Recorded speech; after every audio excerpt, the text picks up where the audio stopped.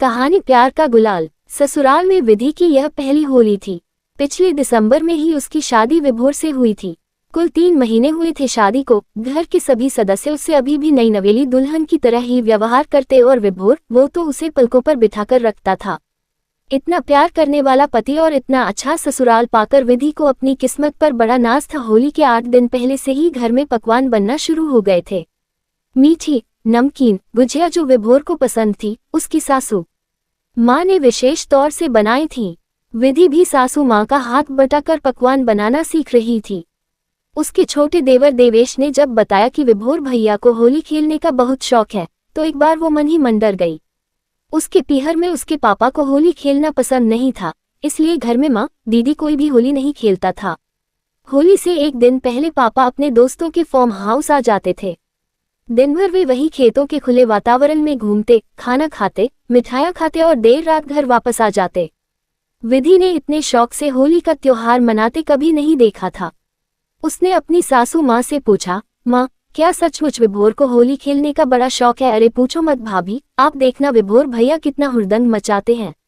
अपने दोस्तों के साथ मिलकर ढोल बाजा नाचना, सच बड़ा मजा आता है। बीच में ही उसके देवर ने खुश होकर बताया, अरे तू परेशान मत हो बेटा, अगर तुझे पसंद नहीं तो मैं सबको मना कर दूंगी। कोई तुझे रंग नहीं लगाएगा, तेरा मन हो तो खेलना होली। सासू माँ ने नई बहू को समझाया। आज होली थी। बाहर आंगन में सुबह से ही जोर जोर से होली के गाने बज रहे थे। सुबह के 9 बजते बजते पड़ोसियों रिश्तेदारों का आना शुरू हो गया था। ससुर जी, सासू माँ मेहमानों की आवभगत में लगे थे। सब एक दूसरे को गुलाल लगाते, होली की बधाई देते, मिठाई नमकीन खाते, फिर सभी मिलकर अगले घर का रुख करते। ये सब देखना विधि को बड़ा अच्छा लग रहा था, पर विभोर कहीं नजर नहीं आ रहा था। वो सुबह से ही गायब था। तभी बाहर जोर जोर से ढोल बजने की आवाज आने लगी। होली है का शोर सुनाई दे रहा था। लगा कोई हुड़दंगी बालकों की टोली है जो हरे पीले नीले रंगों में सराबोर झूम झूम कर नाच रहे थे। भैया आ गए कहकर देवेश बाहर भागा। विधि रसोई में खड़े होकर सारा नजारा देख रही थी। उसने कल ही विभोर को मना कर दिया था कि उसे रंग न लगाएं। उसे होली खेलना पसंद नहीं, कल की कल देखेंगे, विभोर ने शरारत से उत्तर दिया था। अचानक विभोर अपने दोस्तों के साथ अंदर रसोई में खड़ी विधि के पास आ गया और उसके लाख मना करने पर भी महरा गुलाबी रंग उसके गालों पर मल दिया। एक दोस्त ने तरल रंग की पूरी शीशी उसके बालों में उड़ेल दी। तब तक सासू माँ, अरे मानो बहू को रंग मत लगाओ कहती हुई अंदर आई, लेकिन तब तक एक दोस्त ने रंग घुले पानी की पूरी बाल्टी विधि पर डालकर उसे भिगो दिया। विधि की ये हालत देख विभोर अपने दोस्तों के साथ ठहाका लगाकर हंस दिया। होली है कहकर फिर सभी ढोल की थाप पर नाचने लगे। अरे बहू क्या हुआ? सासू माँ ने देखा विधि दर्द के मारे चिल्ला उठी थी। उसकी आंख नाक मुंह सभी में रंग भर गया था। शायद तेज जलन हो रही थी। उन्होंने तुरंत साफ पानी से विधि को मुंह धोने को कहा, पर विधि की जलन कम होने की बजाय और बढ़ गई थी।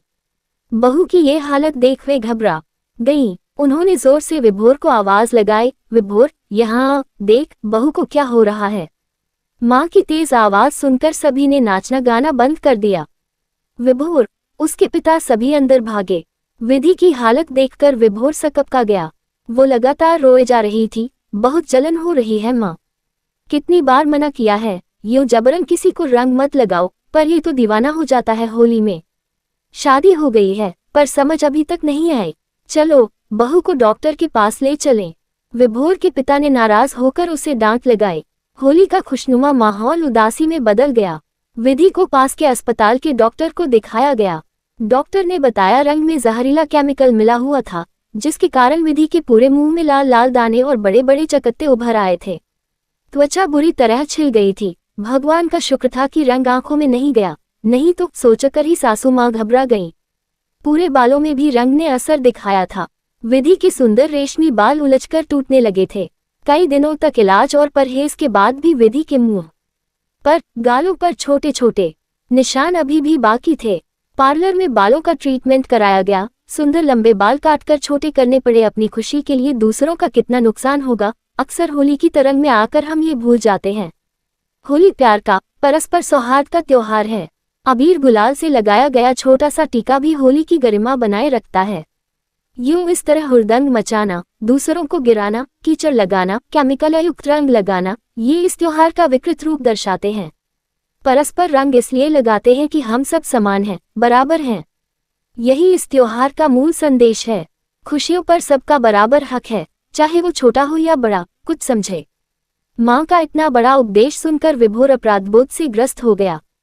उसकी एक नादानी की इतनी बड़ी सजा विधि को मिली थी। उसने बार बार विधि से माफी मांगी। दोनों के संबंधों में भी एक तनाव सा आ गया था। मार्च का महीना फिर आने को था, यानी होली फिर आने को थी, लेकिन इस बार विभोर ने कसम खा ली थी कि वो पिछले साल वाली गलती अब नहीं दोहराएगा। वो होली ही नहीं खेलेगा। आखिर होली का दिन आ ही गया। आज विभोर अपने कमरे में ही था। उसने सबसे कह दिया था कि उसके दोस्तों को बाहर से ही विदा कर दें। खिड़की के पास खड़ा वो बाहर का नजारा देख रहा था। शरारती बच्चों की टोली होली है का शोर मचाते एक दूसरे को रंग लगा रही थी। आज होली नहीं खेलोगे? विधि की आवाज सुनकर विभोर पलटा। उसने देखा हाथ में गुलाल लिए विधि खड़ी थी। उसने थोड़ा सा गुलाल विभोर के माथे और गाल पर लगा दिया। होली की हार्दिक शुभकामनाएं। विभोर ने मुस्कुराकर गुलाल का एक छोटा सा टीका विधि के माथे पर लगा दिया। प्यार से लगाया गया गुलाल का एक छोटा सा टीका विधि की सौंदर्य को और बढ़ा गया। चलो बाहर सब तुम्हारा इंतजार कर रहे हैं, पर वर कुछ नहीं। विभोर का हाथ खींचते हुए विधि उसे बाहर ले आई। पूरे परिवार वाले आपस में अबीर गुलाल लगा रहे थे। माँ पिताजी के चरणों में गुलाल डालकर विभोर बोला, होली की शुभकामनाएं आप सभी को। तुम्हें भी। छोटे भाई देवेश ने हवा में गुलाल उड़ाकर कहा। ढोल पर हुड़दंग मचाती कोई टोली होली है का शोर मचाती नाचती गाती जा रही थी। उन्हें देखकर विभोर मुस्कुरा दिया। फिर थोड़ा गुलाल हवा में उड़ाकर वो भी बोला, होली है।